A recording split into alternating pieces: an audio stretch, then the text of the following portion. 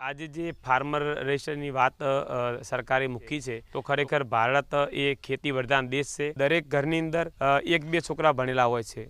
તો આ વસ્તુ જે ફાર્મર રજિસ્ટરની વાત છે એ એક તો આપણા પંચાયતમાં થતું હોય છે રજિસ્ટર, તેઓ પણ કરાવી શકો છો।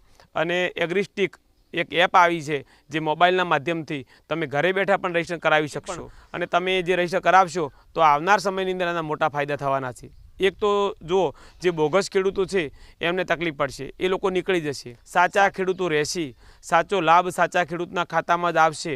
આવનાર સમયની અંદર દરેક સબસિડીઓ છે, જે દરેક ખેતીના લાભો છે એ સાચા ખેડૂતને જ મળશે। અને ફાર્મર જે કાર્ડ છે એનાથી ઘણા બધા ફાયદા થશે।